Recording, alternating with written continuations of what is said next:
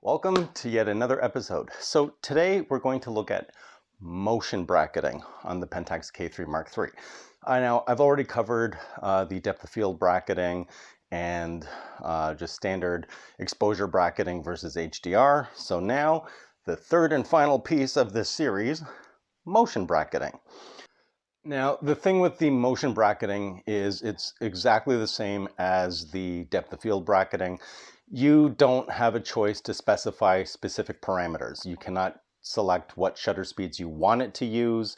It will just automatically apply whatever shutter speeds. You can only change the amount of steps involved, such as minus plus 1, 1.3, 1.7, 2, 3. And the same thing that I showed in regards to the depth of field bracketing, it also allows you to select from like starting point of minus steps. So in this regard would be minus steps would equal more motion blur, slow shutter speed, and then moving up from there. Those are pretty much the parameters that you can change. It does a pretty good job.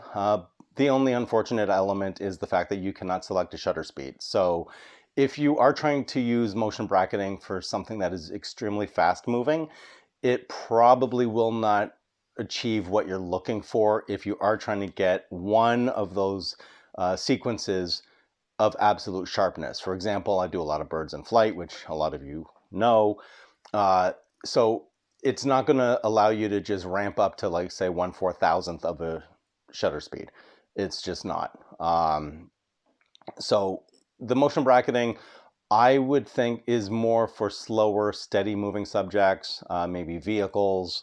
If you're doing some street photography and the camera is actually going to be still and you're not going to be panning, you can have that motion blur effect where some elements will be static, the people moving, that will be blurred, and then you'll have less blur on the motion from the people, and then maybe a sharp image.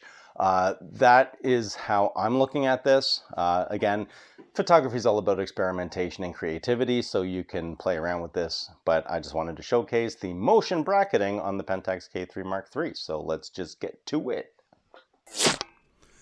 All right, so looking at how this all goes together, basically, if you look at the image that is just above where the plus 1.0 step is, you can see that it is a blurred waterfall, and then it is a sharper waterfall where you can see the water droplets, right? So this is increasing the shutter speed to freeze motion. And then as soon as you go down to negative, it's the opposite. So each sequential shot will be slowing down the shutter to get motion blur, right? And you can select from 1.0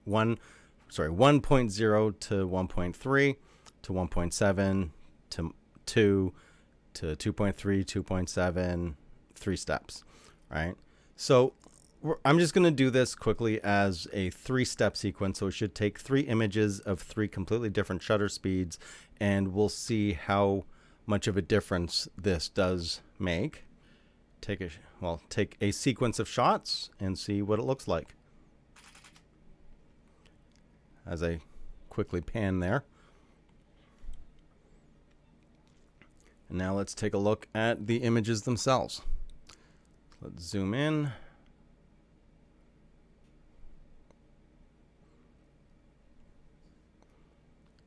Okay, so that is the slowest shutter speed. Let's just get back to the data here. So that's 1/50th of a second, 1/400th of a second, 1/500th of a second. So there you go. You can't specify the shutter speed that you want to use. It's going to dictate whatever shutter speed it is going to use based on the ISO. Now, as you can see, I am in auto ISO, so the first shot was 1/50th of a second f2.8 at 1250th or 1250 ISO, and then we went up to 10,000 ISO and then 12,800 ISO, which is the ceiling I've put on the camera. So do these actually make a difference?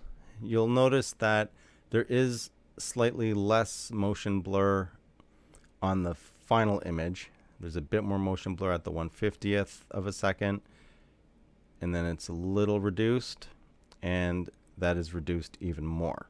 However, it still wasn't quite fast enough for the speed I was panning the camera, right?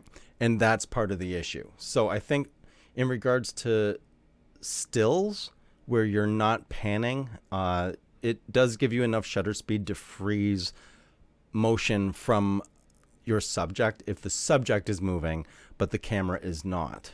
If you are actually panning, unless you've nailed your panning during that split-second sequence, this could be useful, but the chances of you being able to nail the panning during that split-second sequence, you'd probably have a number of sequences that you're not happy with.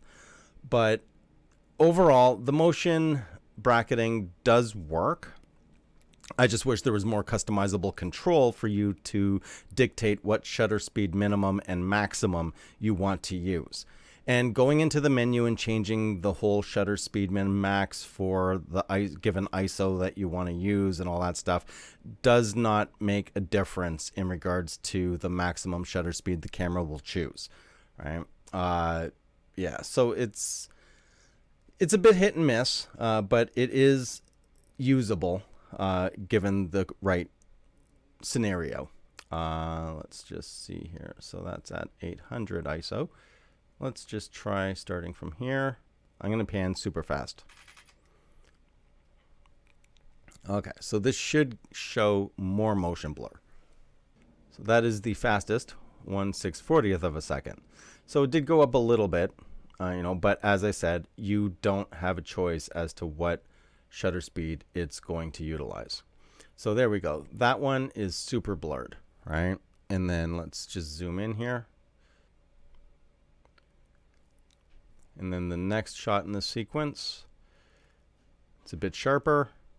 And then the final shot is just a slight increase in the shutter speed. So it won't be that much sharper than this one. They're almost the same because there isn't that much of a variance in the shutter speed, right? We're looking at 1/640th versus 1/400th of a second. So it's not that huge of a difference. But the 1/50th of a second, that one obviously is going to be very blurred, right? And that's pretty much it for this one. So the motion bracketing is usable. The effects you would get most likely from something like street photography, you would get some pretty interesting effects. The subjects in motion versus everything else being static, as I mentioned in the intro. And being able to increase that to get the subject isolated in regards to their movement, so there's no motion blur from the subject. So that will give you more opportunity to cull through your images to find that one that has the exact look you're looking for in regards to motion. That's going to conclude this video. If you like the video, leave a like. If you haven't already, subscribe. I know everybody says that, but we got to tell you. It's just one of those things. We got to tell you. It's just how it is. If you want to support the channel, that info's in the description. If you have any questions or comments or want me to dive further into this subject, let me know in the comments below. And that's it. I'll see you on the next video. I'm out.